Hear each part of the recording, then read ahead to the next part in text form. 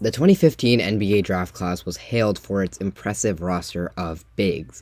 In a league so devoid of elite big man play, fans were hungry for elite bigs and ready for any one of these names to assume the mantle. But scouting is hard and drafting is random, and every year when teams step to the mines hoping to collect some gold, there's a chance, some would say too high of a chance, that you collect something else. Fool's gold is brittle, dissolving into dust when faced with an applied force, while real gold is malleable and adaptable. Functionally, the two are very different, but aesthetically the two are far too similar, and naked eyes, even well-trained, credentialed ones, consistently struggle to tell the difference. The consensus best of this pack was Karl Anthony Towns, who ran away with the unanimous Rookie of the Year. Not too far behind was Kristaps Porzingis, whose size and skill made him a surefire star bet. After that, the conversation became more interesting. By the end of the season, most fans would have said that Nikola Jokic, the 41st pick in the 2014 draft, was next in line. Not the player Porzingis was, but great in his own right, and more fittingly compared to guys like Miles Turner and Jahlil Okafor. In hindsight, this comparison is ridiculous. Okafor, plagued by injuries, was traded from Philly halfway through his rookie contract and bounced around teams until an unceremonious bow out in 2021 after playing 27 games with Detroit. But can you really blame people at the time for having had the discussion? Both were bigs with advanced offensive skill sets who struggled defensively. Why should Jokic have risen up to historic status with Okafor the exact opposite? Both Okafor and Jokic were talented scorers, with size and touch that made them effective at converting looks like these from the middle of the floor. When defenders sat on Okafor's floater, his agility and movement skills allowed him to generate blow-bys towards the basket.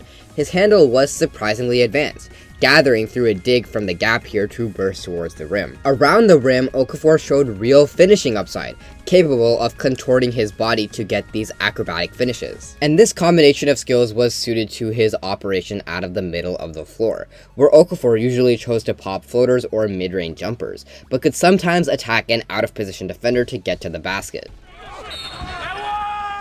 Ostensibly, Jokic was similar, operating out of the middle of the floor to either try a floater or a mid-range or a drive to the basket. So where does it go right for Jokic and where does it go wrong for Okafor? When he had the ball, Okafor was an extremely slow processor, holding the ball for several seconds as he decided what to do. Instead of pressuring the defense by keeping the rock moving, demanding quick rotations and communication, Okafor gave defenses the time to set up and build a net to catch his drives. His inability to scout the floor and make proactive passes was detrimental, allowing defenses to designate a roamer to jump at his loose handle while he forced himself towards the basket or just stood around and thought about what to do. He could have really benefited from a cross-court passing game, but again was just unable to identify these reads, which allowed defenses to clog every driving and cutting gap and throw defenders at him while he was zoned into scoring at the rim. Sometimes he tried to pass, but most of the time this ended very poorly.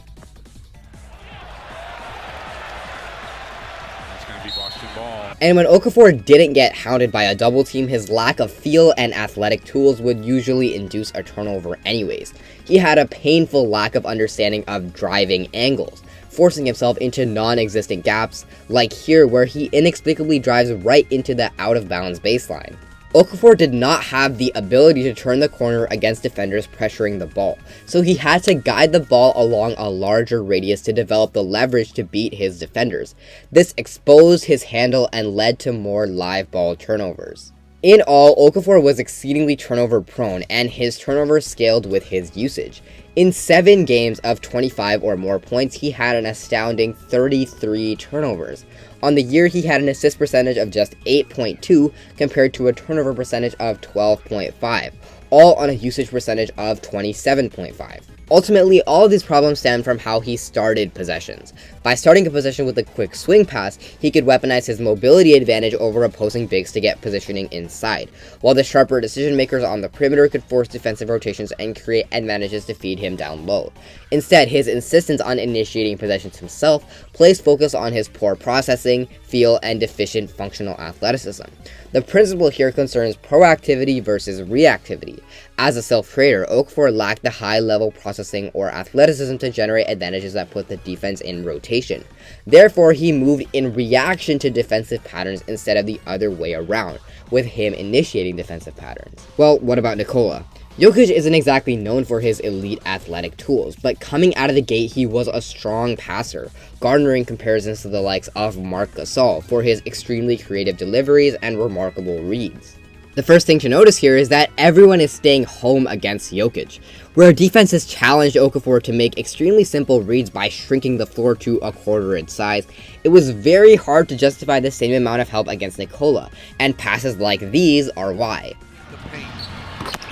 As soon as Jokic touched the ball, he looked to pass, which immediately stressed unset defenses into miscommunications. Instead of holding the ball and allowing defenses to set, Jokic acted proactively, punishing all out-of-position players with lightning-quick processing and decision-making. He amplified this effect with strong manipulative tactics. Jokic would not take a lack of available passing windows as an excuse to stall offense.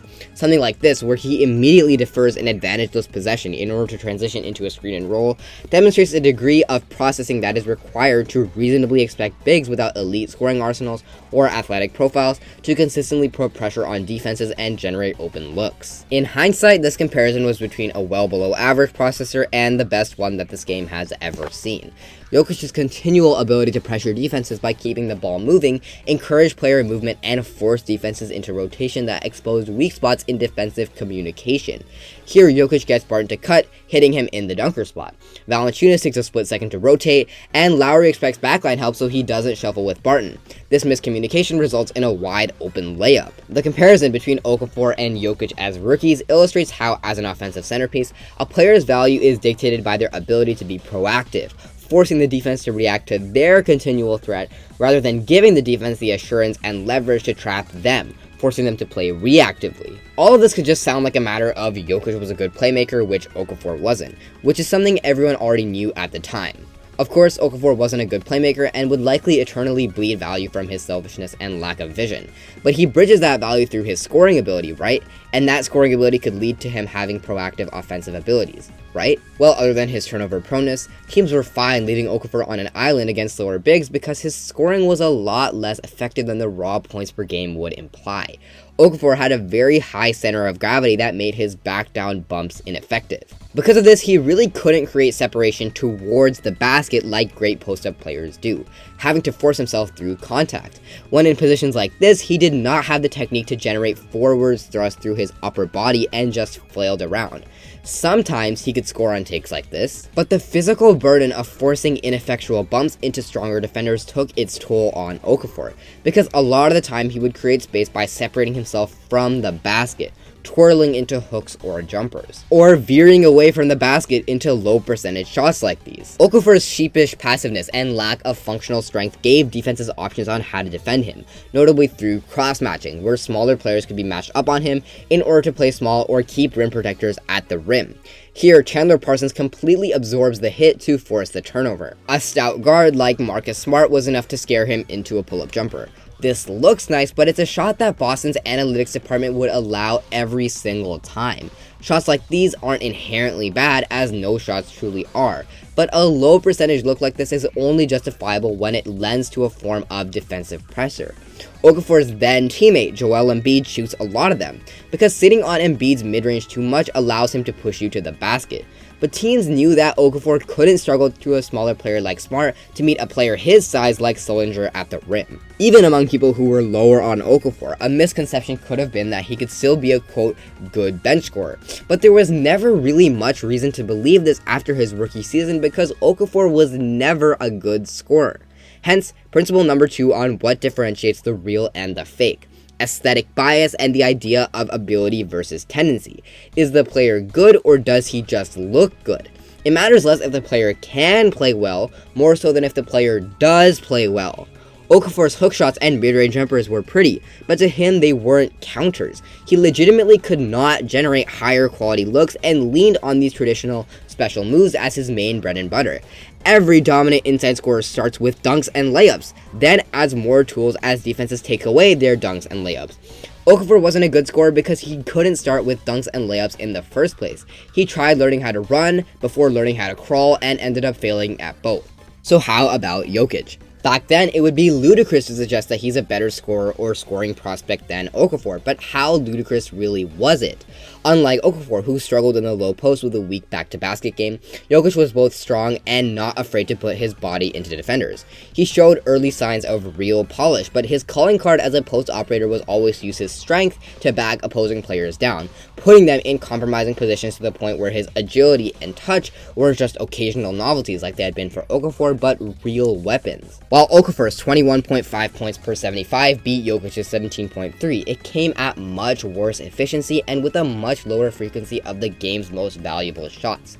While Jokic comfortably lodged shots from the three-point line, Okafor attempted only 6 and made only 1, instead leading on long twos. Ultimately, Okafor was deficient as a primary offensive piece, so it's no wonder he never met the expectations of a number 3 pick. Conversely, Jokic excelled as a primary offensive piece, so it's no wonder that he became a star.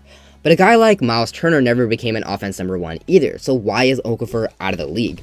Well, if you aren't going to score or playmake, you'd better do the little things. Just being smart and playing hard is enough to at least stay on the court, at which point some base amount of skill can reasonably expect you to at least partially take over. So it's poetic that this aspect, the intangibles, is where Jokic does Okafor in the most. Where Jokic was an elite screener, Okafor basically never set hard screens. Where Okafor struggled to show consistent effort as an off-ball mover, Jokic was constantly cutting, sealing, and boxing out. Give it to Jokic, and he scores again. Okafor's time in Philly is over. The Sixers have traded the big man to Brooklyn. Okafor would remain in Philadelphia after the start of the 2017-18 season, long after his teammate, fellow third overall pick and future MVP Joel Embiid let it be known that he was a center to rise to the top of Philadelphia's logjam. Okafor showed some degree of promise in future destinations, and while he was clearly never going to live up to his college or high school expectations, or the mantle of a third overall pick in general, the true derailment of his career can be attributed in large part to injuries. This video isn't intended to dunk on Jahlil Okafor, who walked away from the NBA with a cool $21 million in career earnings. It's simply to call attention to some of the factors that might help us pick up the real gold in draft minds that feel unfortunately dense of all the other stuff.